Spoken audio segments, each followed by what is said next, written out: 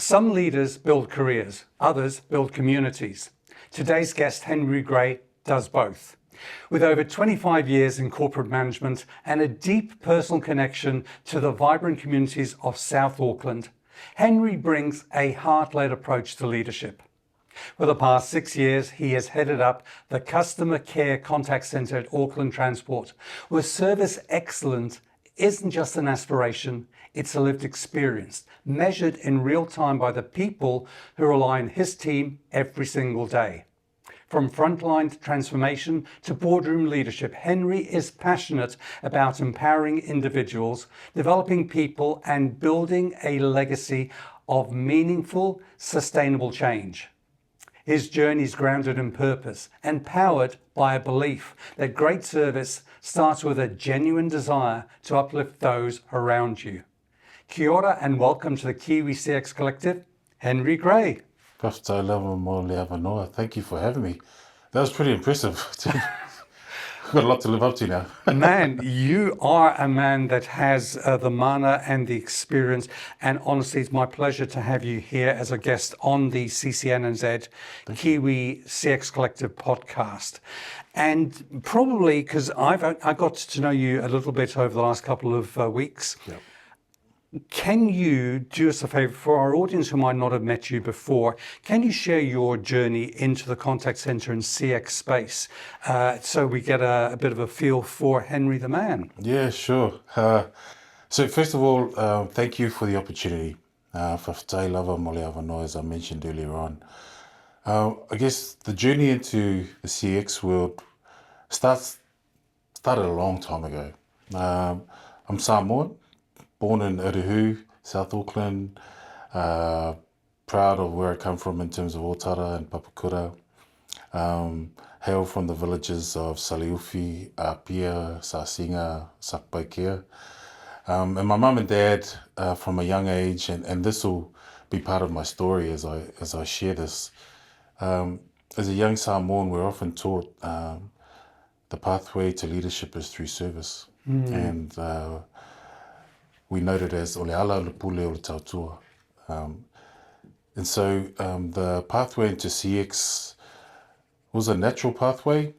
Back in 1999, I started as a CSR with a global outsourcing company, and I needed to make a career choice because I was expecting my first child at that point.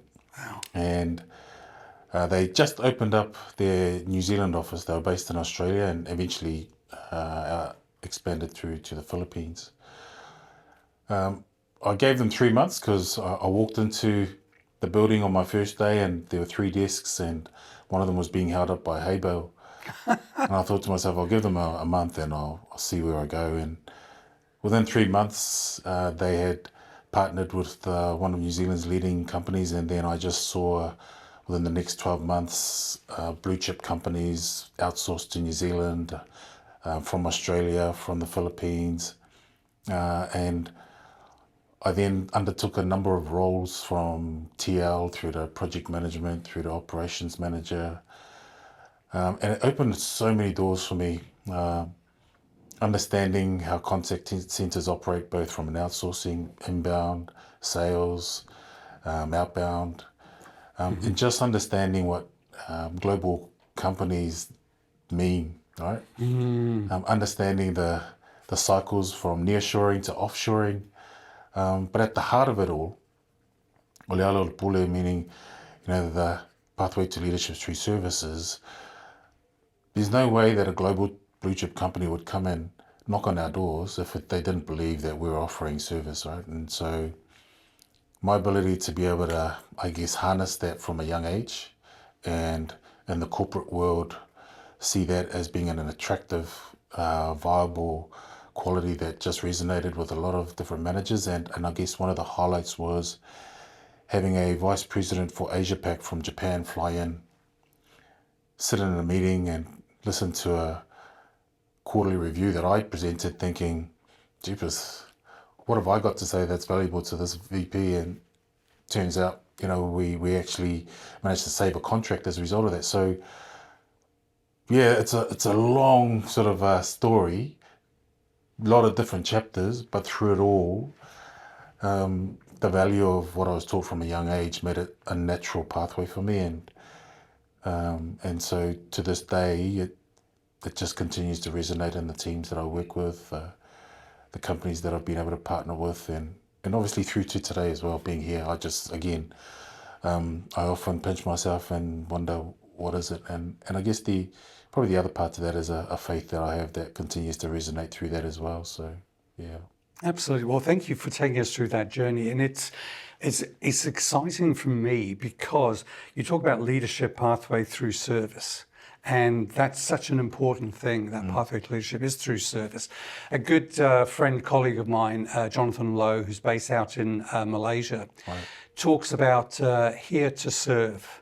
That's the philosophy of his business. He was a past president of the Global Speakers Federation. He walked alongside me, journeyed me through that leadership journey. And the aspect of somebody like yourself who started off that first role as a CSR in a contact center in 1999, unsure where it's going to take you, blooming family coming ahead in front of you that's going to change your life. And yet, some 25 years later, 26 years later, here you are, still involved within the industry, gone through so many roles. It's a career progression. And I want to focus on the fact that you can have careers.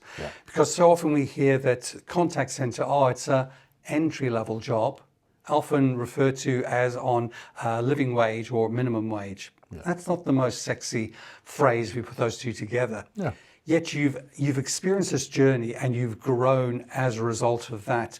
I'm sure if we explore this, we'll find areas where you've excelled and areas where you've had maybe some room for improvement. 100%. But before we do that, let me just ask you, what does CX mean to you, customer experience? What does that mean? Yeah, look, I'll give you the scripted response. It's when customers call in or they interact with us, they're looking for a number of different things, right? And the world today means that we have to be all things to everybody. And so from a CX perspective, it's how do we show manaakitanga and those who choose to interact with us?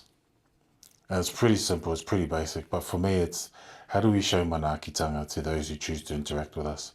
Wrapped up in all of that is the knowledge. Wrapped up in all of that is the processes. Wrapped up in all of that is the functions and the principles, etc. But the core underneath CX is people don't want to know how much you know until they want to know how much you care first, right? Yes. And often when we're dealing with difficult, challenging interactions or customers or callers, often what reigns through and what diffuses a lot of that is at the heart of CX is that manaakitanga. They want to know how much you care. And they might be unreasonable, but when they realise that actually you care, that diffuses all of that, right?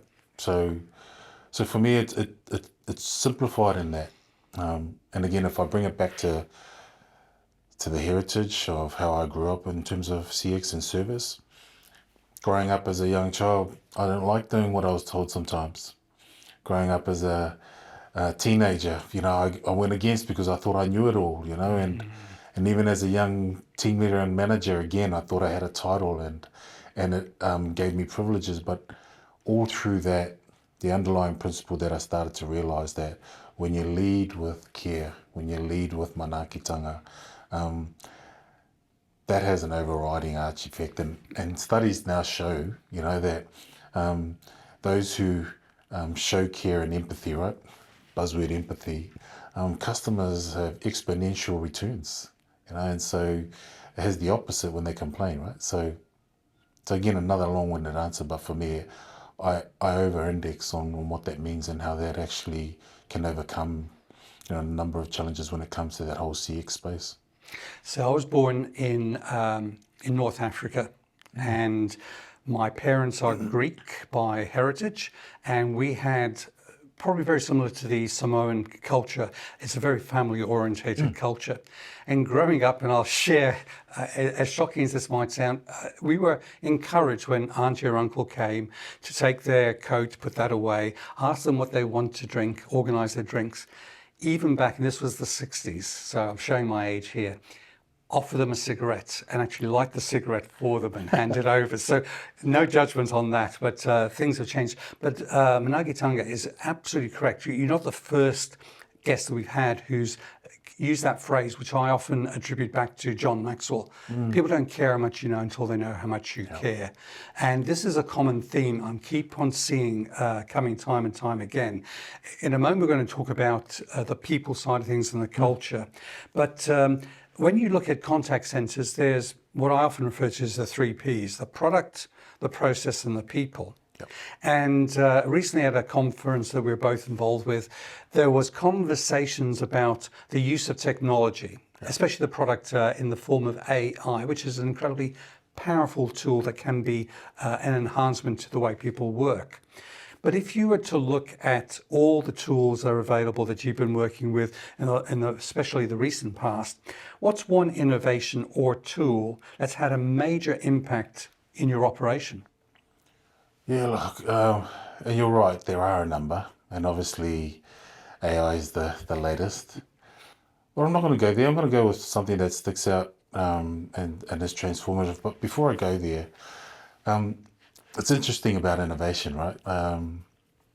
Simon Sinek recently talked about, innovation, but it's about the angles at which we look at problems, right?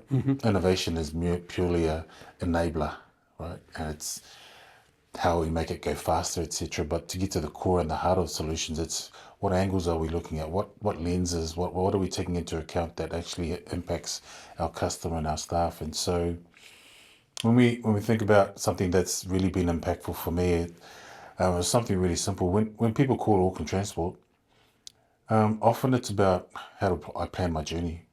Yeah.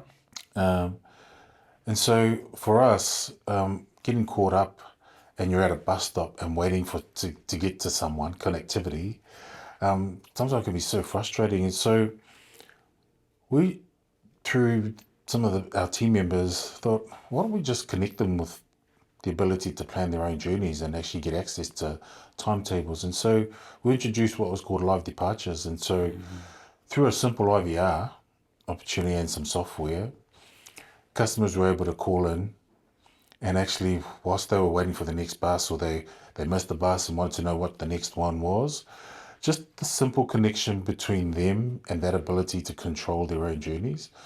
I mean, we saw a reduction of calls 25%. Wow. So that was significant for us and subsequently for customers in terms of impact to them and I guess building a bit more reliability and trust that they could choose their journeys. Yeah, that was impactful on a number of different levels. It built trust again, a bit more trust. It built confidence. They had some reliability around, okay, I know what's coming next. So yeah, it helped, I guess build the relationship a little bit more with customers. And yeah, we know that there's customers who still want to speak to us. So, the remaining 75%, well, we're happy to talk to them and walk them through and that's okay. We'll still work on how we become better. When you talk about a reduction of call volumes by 25%, that's massive. Massive. That really is. And using relatively simple, like you said, simple IVR, I think it takes more than just the simple. It's the concept. How do we do this? How do we apply it? How do we usher it out? I was privileged enough to be at the Contact Center Asia Association in Malaysia at their conference last year.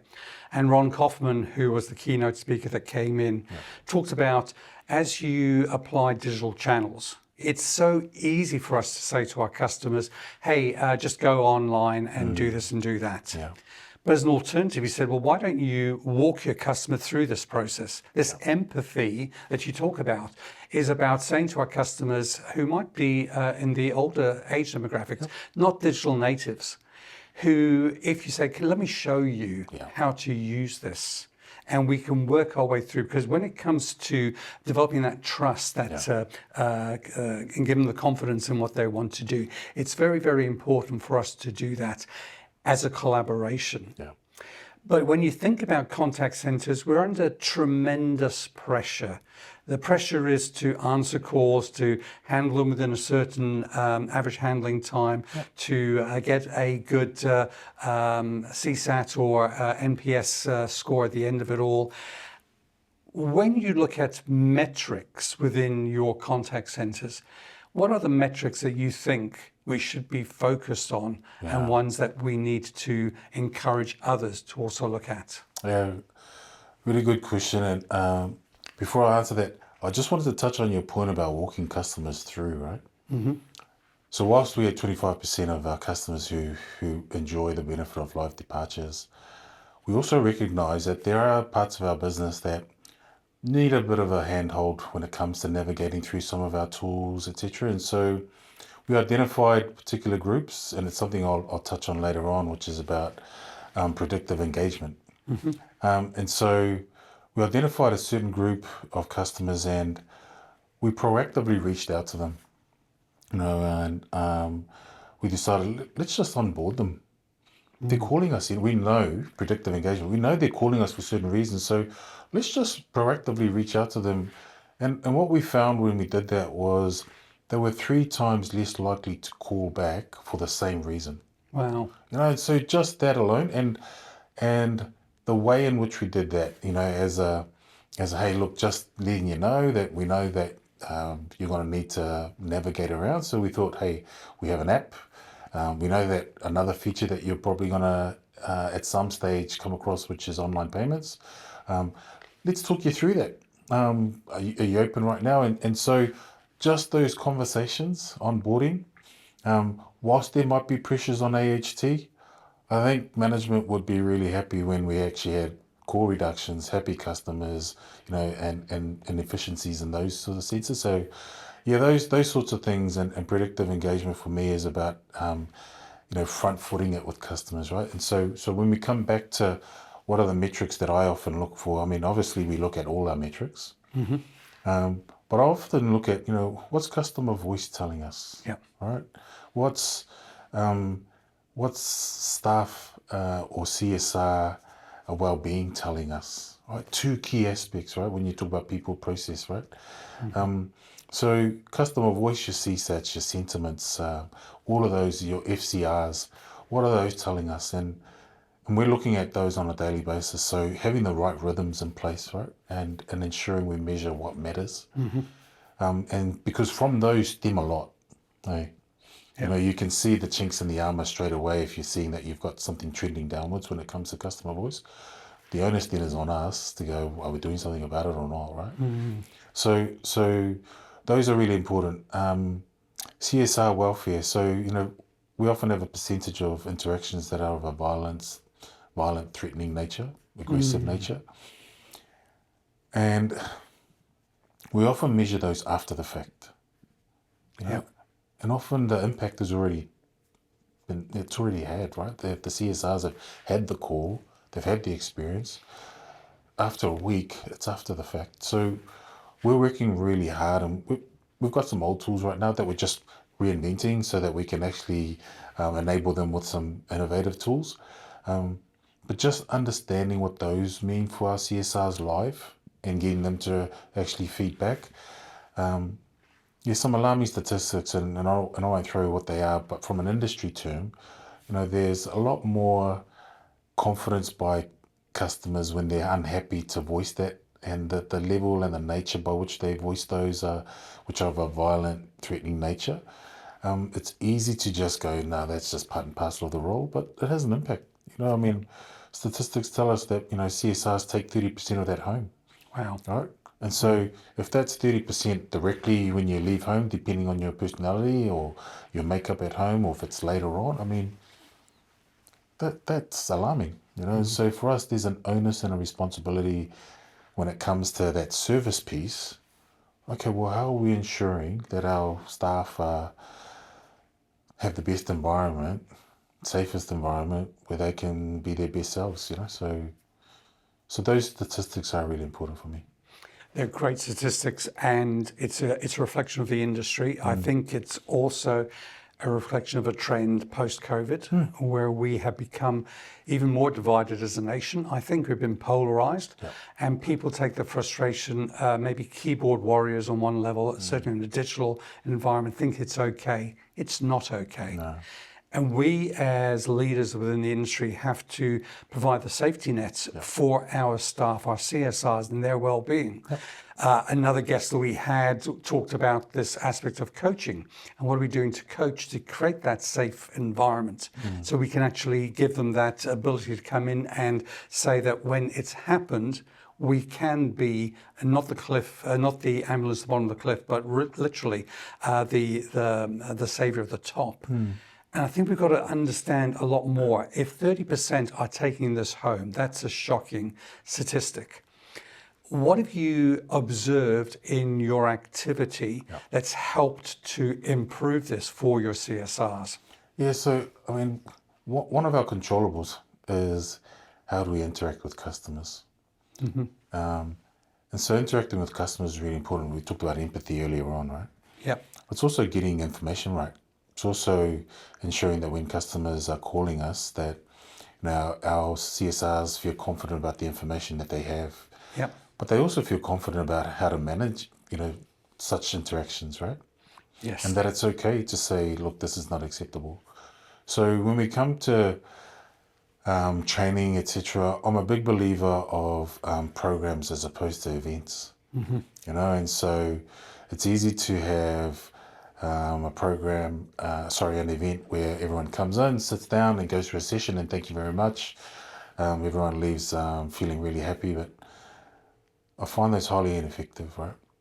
And so I'm often challenging our team internally from an L&D perspective, from external providers, about how does this transform into a program? Yes. So that it's everyday living, so that it's everyday practice. And first that starts with us, management, starts with team leaders.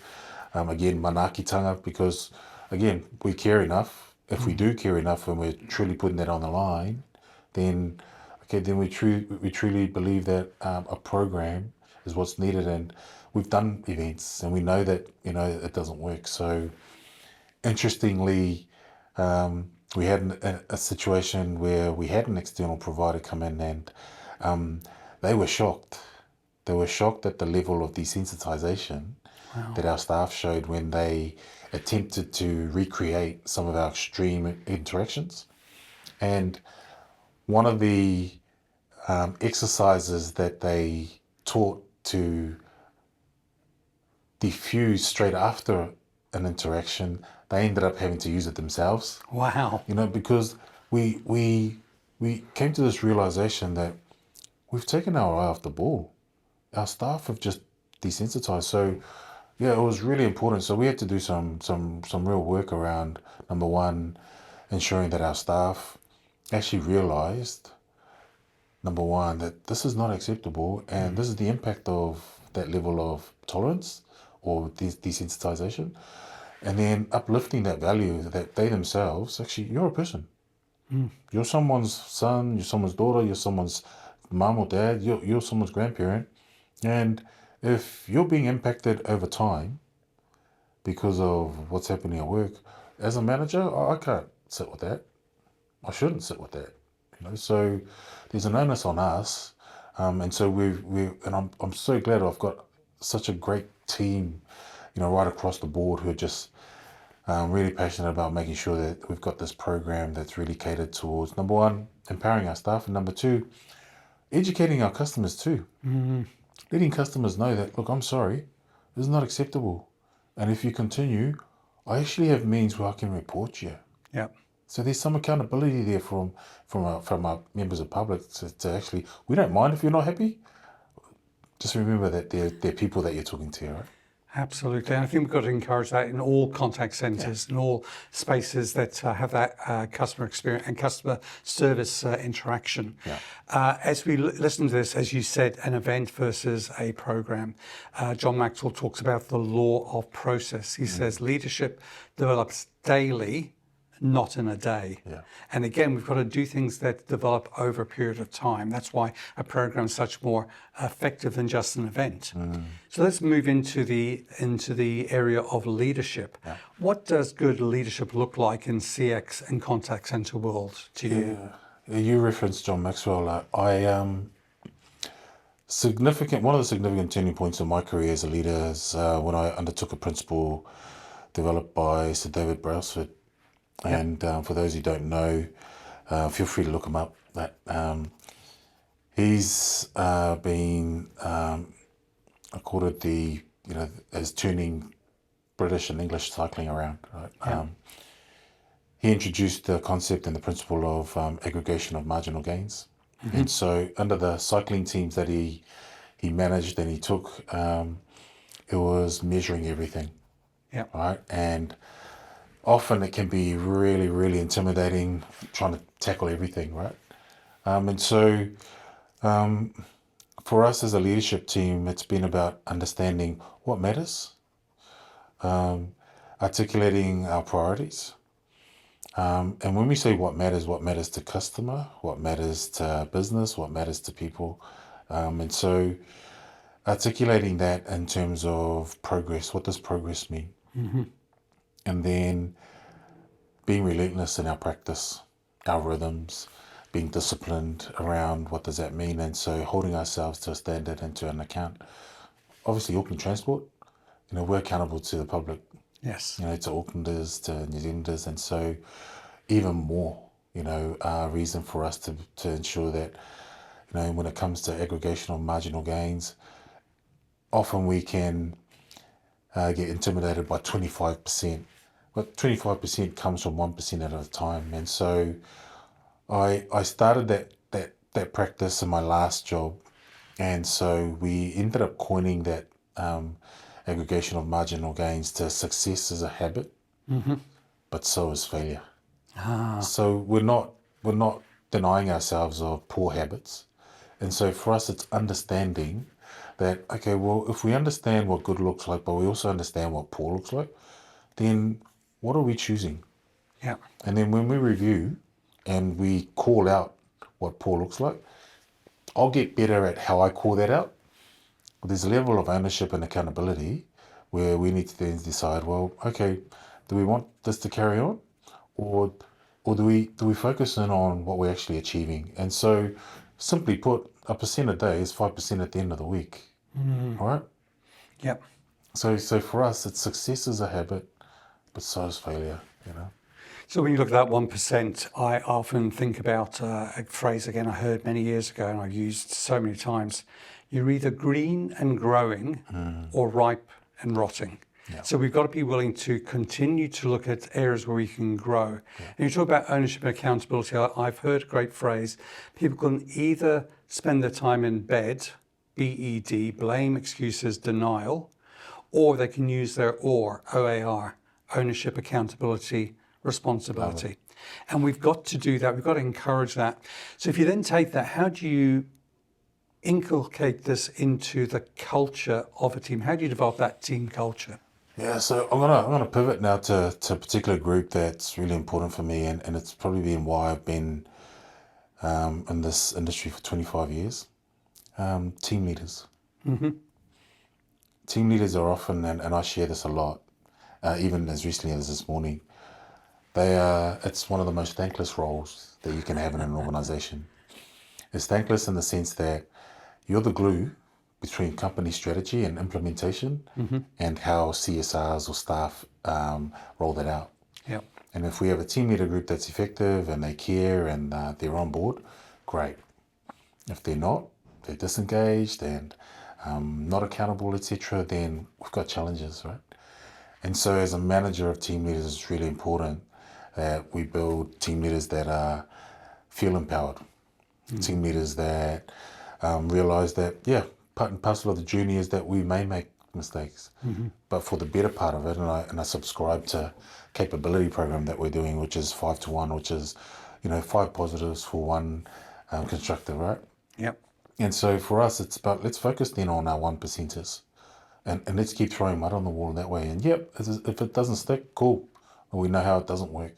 And so from a team leader perspective, it's harnessing that, creating programs that are really pinpointed and impactful, and also not being afraid to show that, yeah, it may not be the bells and whistles.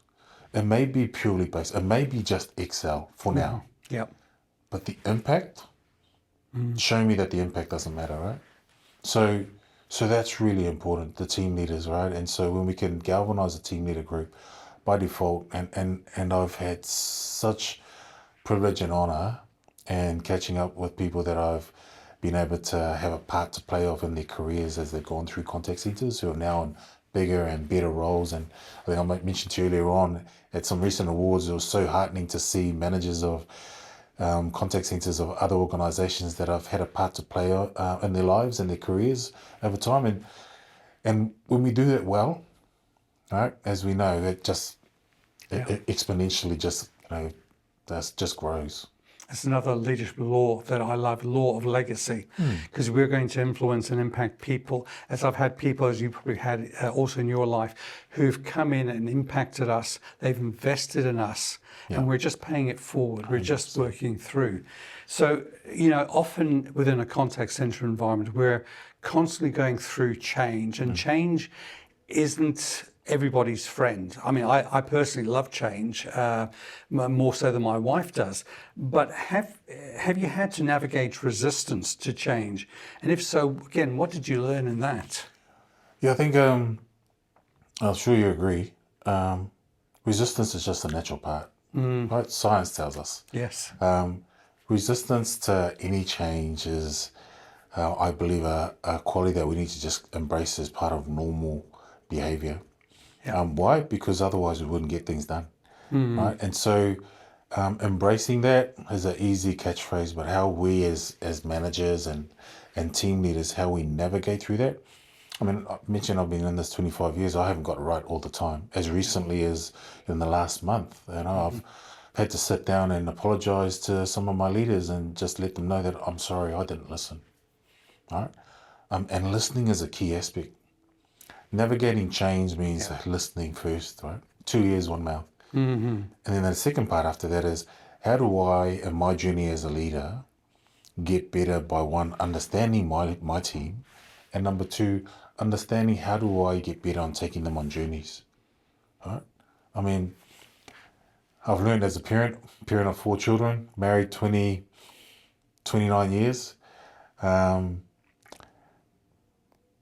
that my children look for me for protection, they look to me for direction, and they look to me for money, right? My wife looks to me for companionship. She looks to me for assurance and protection and a number of other things. Our staff, they look to us for everything. And so when our team leaders, and gone are the days where you just team leader, here's your KPIs and off you go. It's like teachers, right?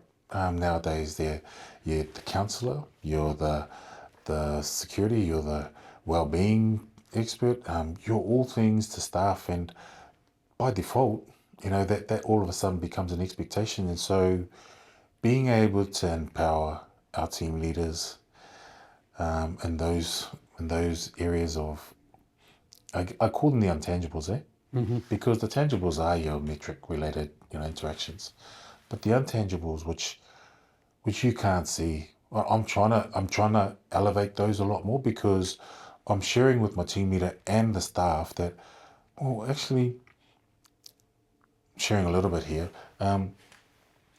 our positive results in terms of our staff surveys over the last 4 years, yes, they're about results, but they are about those untangibles that the team leaders drove. The times where we had potentially staff rostered in the office by themselves, and our team leaders taking the care to say, actually, you're going to be by yourselves.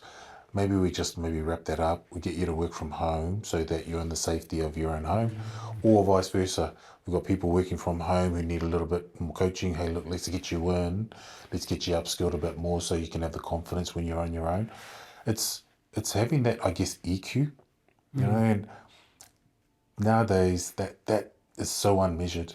But I've made it my purpose to actually let's just recognize that. Let's pull that out. That's something that's becoming a real strength of yours. And if it's not, are you interested because it's having an impact on your team?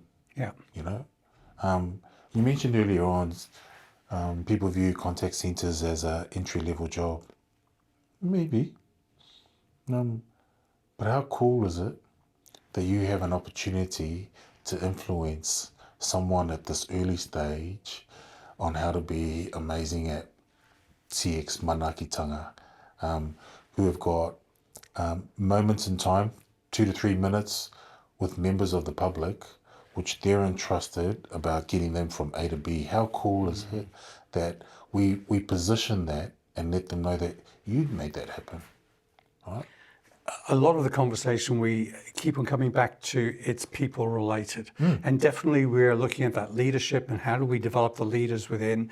At CCNNZ, we're looking at putting together a coaching program to coach the coaches and develop the leadership capability in there. That empathy coaching is so important. We've got the quality assurance, the quality improvement, but what about the empathy coaching? What about the helping people in between calls for their well-being and understanding that and giving and empowering the team leaders with those skill sets? Now, if you look at it, there is a lot of development in the AI space. Technology is so invasive, and there's rarely a conversation goes by within the contact and center and CX space that doesn't involve CX. Yeah. But what industry trends are you keeping your eye on? Really good call. So I mentioned earlier on about predictive engagement. Yep. So if I just backtrack a little bit, yeah, AI is interesting, eh? AI is interesting, eh?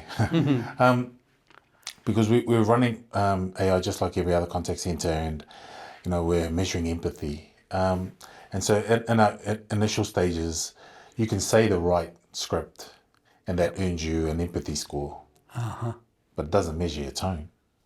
Wow. Right, and so customers, and on the phone, they can't see us, so it's our tone, it's what we say, how we say it, right? So we can say, thank you, welcome, you tick the box in terms of greeting, but has that really impacted a customer, right? So it's really simple, but when our customers, all right, really resonate with how they're being treated, especially nowadays, then for us, we've already discovered that, hey, it's easy to manipulate the AI, at the moment, right? That algorithm. So for us, it's now actually, okay, let's work on tone. We want to first, in terms of the activity, teach them what to say, right? And what phrases get the best reactions, but then to add the flavor on it, then it's about how can you then turn that around into a conversation, right? So when we talk about predictive engagement, we have so much data nowadays. And so if we're not using that data to understand why our customers are more likely to call in, if we're not using that data to already have information that we shouldn't be asking for, then we're almost doing a disservice to customers. And so that's what we're building on right now. For me, it's keeping an eye on, when Elias calls in, I should be able to understand, hey, I understand you called last week, and how did we go with that? Look, just for security, I know that we've got your details, but I just need to verify. You might be able to verify yourself even before doing that, right? So just predictive engagement triggers that allow a better experience, understanding reasons why you've interacted and why you're likely to interact with us, and then be able to come back with hey, by the way, I see that, you normally travel out to North Shore. We've got a new service, and by the way, whilst you're there, some of that predictive engagement, depending on how we interact with wider council and CCOs, we might be able to, by the way, there's an event, being able to start that sort of predictive engagement, and really utilizing that to create experiences for customers. I love that, because we're talking about this predictive engagement, and that's such an important element for us. We've got to come back in, and we're hearing things, we're understanding things. We can use technology to guide us, and the fact that you're just talking about the tone, There's a great exercise, I used this many years ago, introduced to it, where you have the same phrase, but you just emphasize a particular word, different word each time. So the phrase is, I didn't say that you stole the money. So I didn't say that you stole the money. I didn't say that you stole the money. I didn't say that you stole. The emphasis makes a different context to what the conversation's about and what the statement's about. 100%. Getting people to work way through, and especially when we consider we've got these digital natives coming out of university or school or re-entering the workforce, some of them who have had to go through COVID where they've lacked that social engagement and that ability. What's our responsibility as leaders to introduce them and as you say, there's that formative years that we have that ability to change this group of people. Yeah. What's our responsibility as leaders? Huge responsibility, right? Obviously, working from home hybrid, that also poses a challenge to that formula, right? And so, ensuring that when we're asking people to come in to the office, it's for a reason. I mean, that they get to take away something that, and that's our journey right now, is especially for that generation that's been impacted by COVID, is when they're in the office, we're not missing opportunities, right? We're not missing opportunities where in the past you just talk to someone next door and get feedback. And is that feedback, in the way that they want sometimes? No. And I'm getting examples of where CSRs who have had interactions in the office now haven't entirely enjoyed how that's occurred. And that's just purely dynamic of re-engaging, right? Because we haven't done it for so long. Everyone's been isolated. And so I've shared with my team that comes with change. We mentioned earlier on, we get resistance, right? So talking to each other, having a conversation, will we get it right? No, but we create that environment where it's safe to have that, and that the intention is never to have a go or have an agenda, but it's actually, I'm sorry, I'll get better at it. But here's the underlying reason why we want you to say this, or why we want you to view this page, etc. It's hard to do that when you're at home. And so all those interactions, all those nuances, I've yet to see a program that encaptures all of that. So I believe that balance of home, hybrid, office, that's really important, in developing all of that.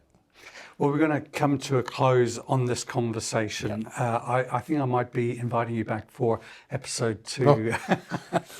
Part See 2. how the ratings go. Yeah, absolutely. So if you are to leave a message for our audience, what do you hope listeners will take away from your episode?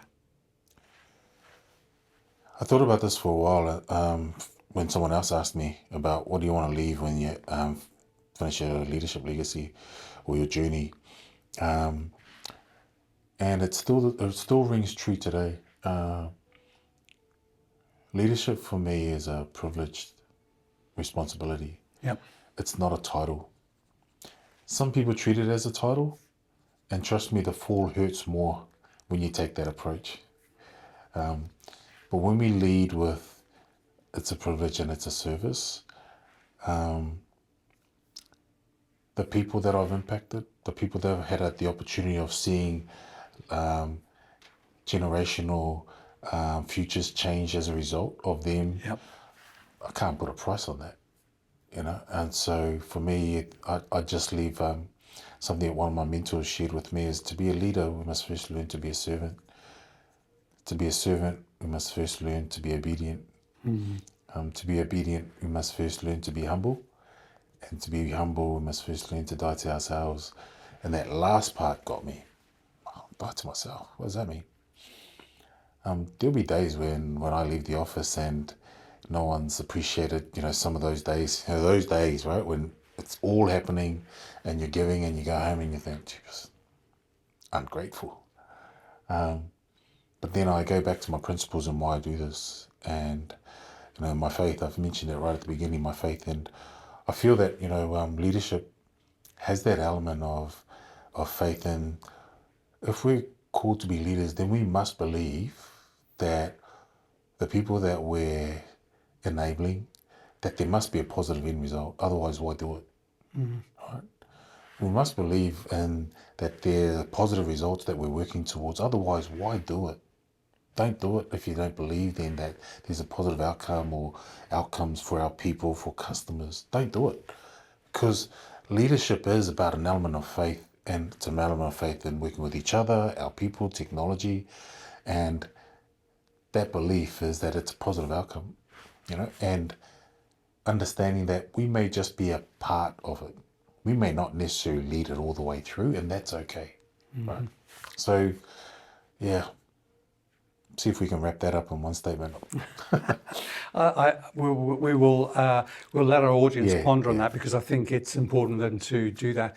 I think that as you look at things, sometimes you are the sower, you sow the seed. Sometimes you're the person who nurtures the seed and gets rid of the weeds and waters the plant. And eventually you might be the person who comes and takes the harvest and the fruit. We've all got different roles to play, but as you say, manaakitanga is the start of this all service. Here to serve, and I love the conversation that we've had. Henry, I want to honour you and your time that you've had with us. Thank you for being a guest on the Kiwi CX Collective podcast with CCN&Z.